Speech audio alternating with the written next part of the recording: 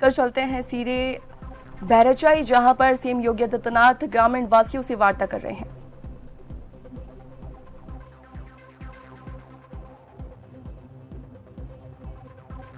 वन्य जीवों से बचाव के बारे में आवश्यक उपाय करने का कार्य कर रही है। वन विभाग के द्वारा भी 6 टीमें यहां पर वरिष्ठ अधिकारियों के नेतृत्व में गठित की है और विद्युत विभाग के द्वारा, पुलिस विभाग के द्वारा भी लगातार यहां पर कार्य किया जा रहा है। पेट्रोलिंग को बढ़ाया गया है। यहां पर 1437 LED street light, 660 street light, 91 solar light इस क्षेत्र में लगाई गई है।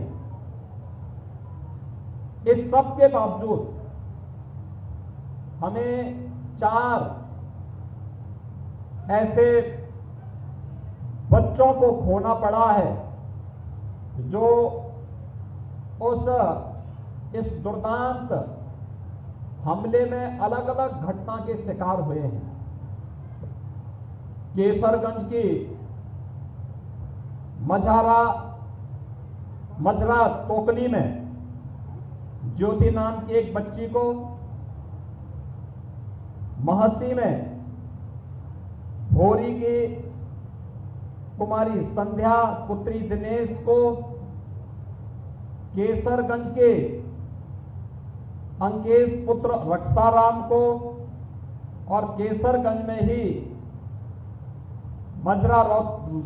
मजरा टोकली में सोनी पुत्री बाबूलाल, इन 4 बच्चों को हमें खोना पड़ा है।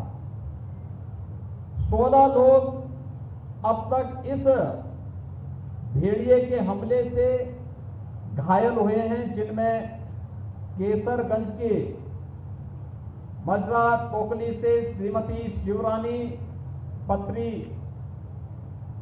राजीराम, केसरगंज के मजरा टोकली से श्रीमती श्यामरती देवी पत्नी राम कुमार, मजरा टोकली से ही श्री मदन पुत्र रामधनी, नंदवल से श्रीमती चंद्रिका पत्नी भगवती, मजरा टोकली के हरदेई पत्नी राम नरेश, मजरा टोकली के मनीषा पुत्री निरंकार निषाद, मजरा टोकली की अंजलि पुत्री राम मनोरथ और मजरा टोकली के पृथ्वीनाथ पुत्र जगदीश प्रसाद, मजरा टोकली के सूरजलाल पुत्र गणपत, मजरा टोकली की राजाराम पुत्र त्रिवेणी, मजरा टोकली की सीताबी पत्नी शिव प्रसाद, मजरा टोकली की श्रीमती संजू देवी पत्नी गंगा सागर, मजरा टोकली की प्रिंसु पुत्र शोभाराम, मजरा टोकली की अनिकेश पुत्र विजय कुमार, मजरा टोकली की सावित्री पत्नी मनोमान और मजरा टोकली की हरिश्चंद्र पुत्र दुजई। यानी एक ही गांव मजरा टोकली में लगातार भेड़िया ने हमला किया है, कई लोगों को घायल किया है।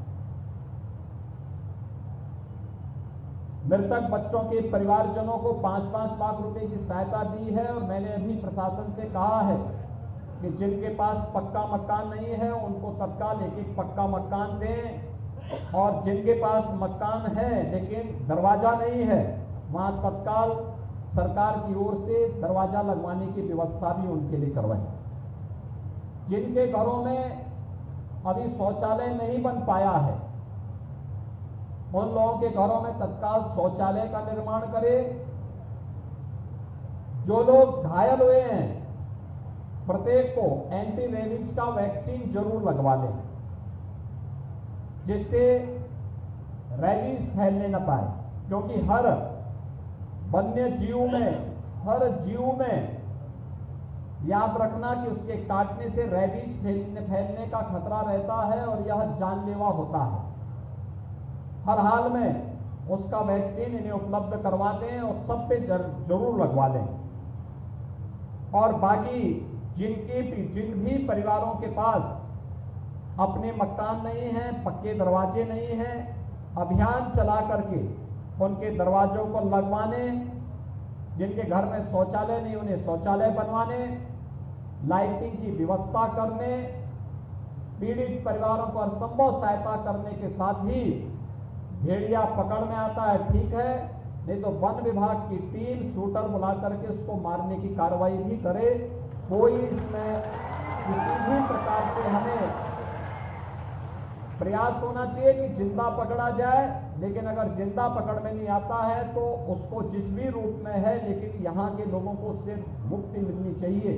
यह अनिवार्य रूप से वन विभाग की टीम को करना होगा। और आज इसीलिए मैं अपनी संवेदना व्यक्त करने के लिए आपके बीच में यहाँ पर आया हूं। बहनों और भाइयों, ये डबल इंजन की सरकार आपके साथ में है, आपकी पीड़ा में, आपके कष्ट में सदैव आपके साथ खड़ी है और हर प्रकार का सहयोग आपको करेगी। इसके साथ ही जो लोग घायल हुए हैं, उन सभी घायलों को भी प्रशासन उनके उपचार की व्यवस्था और उन परिवारों को भी मेरी ओर से 50-50 हजार रुपए की सहायता उन्हें उपलब्ध करवाने में तत्काल कार्रवाई कर दें। स्थानीय सांसद और स्थानीय विधायक के माध्यम से सहायता उन पीड़ित परिवारों को अवश्य प्राप्त हो जाए, जिससे ये सभी पीड़ित परिवार अपने आगे की व्यवस्था सुनिश्चित कर सकें। जो भी टास्क फोर्स यहाँ पे 21 टास्क फोर्स बनाई गई है, वे लगातार जागरूक होकर के कार्य करें। पुलिस की पेट्रोलिंग भी बढ़ाएं और वन विभाग की टीम अलर्ट रह करके ये मजरा टोकरी में जिसमें ज्यादा इसका आतंक है, इसके कोने कोने को छानिए। मैं भी एरियल सर्वे कर रहा था, मुझे 2 जगह कुछ वन्य जीव देखने को मिले हैं। खासतौर पर इसमें या शियार भी हो सकता है और हो सकता है कि वह भी हो जिसका आतंक इस क्षेत्र में है, क्योंकि मैंने 2 जगहों पर उसे देखा है, भागते हुए देखा है। अभी जो मैं सर्वे कर रहा था इन्हीं बातों को लेकर कर रहा था। अति संवेदनशील क्षेत्र है ये, क्योंकि नदी के किनारे माद बना करके रहते हैं। जब भी जल स्तर बढ़ता है तो ये वहां से निकल करके